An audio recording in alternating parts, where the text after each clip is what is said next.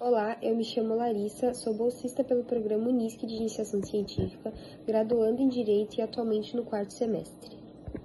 O trabalho que eu vou apresentar neste momento foi intitulado como Grupos Vulneráveis na Corte Interamericana de Direitos Humanos, uma análise dos casos brasileiros em 2024 e em 2025. Foi coordenado pela professora doutora Mônia e pela professora doutora Maria Valentina. Eu vou falar um pouco sobre a atuação do Brasil no Sistema Interamericano de Direitos Humanos, com foco nas decisões recentes da Corte Interamericana. Essas decisões mostram um padrão preocupante, como as violações graves de direitos humanos continuam ocorrendo no país. Essas violações afetam principalmente os grupos que já vivem em situação de vulnerabilidade. Entre os casos analisados, nós temos o Leite de Souza e outros versus Brasil, que trata do desaparecimento forçado de 11 jovens que viviam na favela de Arcari e eram negros, e o posterior assassinato das famílias que buscavam por justiça. A Corte reconheceu a omissão de múltiplas violações de direitos humanos, destacando o impacto do racismo estrutural, a omissão estatal e a violência institucional prolongada. Abordo também o caso do Santos Nascimento e Ferreira Gomes versus Brasil, que trata-se da primeira condenação do Brasil na Corte por discriminação no mercado de trabalho baseada na interseccionalidade entre raça e gênero. O caso desenvolveu 2 mulheres negras impedidas de participar de um processo seletivo acadêmico em razão do racismo institucional. Trouxe também o caso Tavares Pereira, que trata do caso de repressão violenta, uma manifestação pacífica do MST no ano de 2000, que resultou na morte de Antônio Tavares Pereira e dezenas de feridos, incluindo as crianças. Seguindo, temos o caso Muniz da Silva e outros, que é quando a decisão trata do desaparecimento forçado de Almir Muniz da Silva, trabalhador rural e defensor dos direitos humanos, e das violações de seus familiares. A Corte reconheceu o contexto de violência agrária e omissão estatal como elementos estruturais, destacando o dever reforçado de proteção aos defensores de direitos humanos e às famílias vítimas de desaparecimento.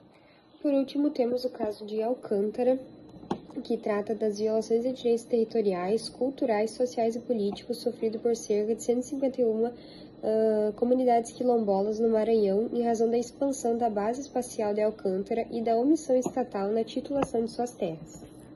Esses processos trazem à tona situações como desaparecimentos forçados, violência policial, racismo institucional e negação de direitos territoriais, especialmente em áreas rurais e em comunidades tradicionais. A Corte Interamericana e a Comissão Interamericana de Direitos Humanos têm recomendado ao Brasil uma série de medidas para reparar essas violações. Entre elas, nós temos as mudanças nas legislações, ações concretas do Estado para prevenir novas violações, educação em direitos humanos e políticas públicas mais justas e inclusivas. A pesquisa que eu estou desenvolvendo busca responder a seguinte pergunta. Quais são os grupos vulneráveis nos casos brasileiros da Corte Interamericana de Direitos Humanos nos anos de 2024 e 2025? Nós temos que os grupos mais afetados por essas violações são os povos indígenas, as comunidades quilombolas, as mulheres, as pessoas negras, os trabalhadores rurais, os defensores de direitos humanos e outras populações que enfrentam uma exclusão histórica. A Corte Interamericana e a Comissão Interamericana de Direitos Humanos têm recomendado ao Brasil uma série de medidas para preparar essas violações. Entre elas estão mudanças na legislação, ações concretas do Estado para prevenir novas violações, educação em direitos humanos e políticas públicas mais justas e inclusivas. Para isso, eu fiz uma análise baseada em documentos oficiais e estudos acadêmicos com foco nos conceitos de vulnerabilidade e discriminação estrutural. O objetivo é entender como essas violências estão conectadas entre si e o que precisa mudar de forma estrutural no país. O que fica claro nesses casos é que as violações não acontecem por acaso.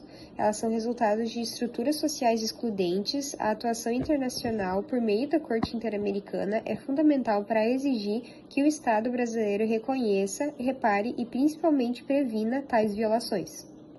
A ideia central é mostrar que os direitos desses grupos precisam ser garantidos com mais seriedade e que as decisões da Corte Interamericana podem ajudar o Brasil a avançar no combate à discriminação estrutural e à impunidade. Foi isso e eu espero que a apresentação tenha sido clara e informativa. Muito obrigada!